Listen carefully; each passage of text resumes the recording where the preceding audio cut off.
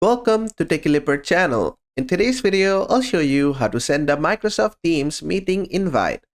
Now, at first, what you have to do is simply just go ahead and create a meeting on your Microsoft Teams.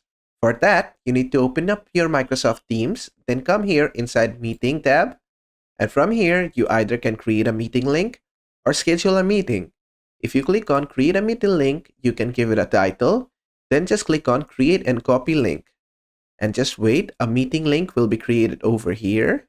Now, if I just go ahead and open a notepad, I can just paste the meeting link over here that I just copied, and there you go.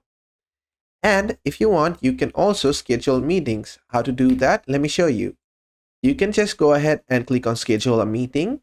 From here, you need to fill up all the information necessary over here. And after that, just click on save. And after doing that, you will find the scheduled meeting over here. Now, to share the meeting link or invite people from it, just click on Share Invite. And then again, a sharing or invitation link will be copied to your clipboard.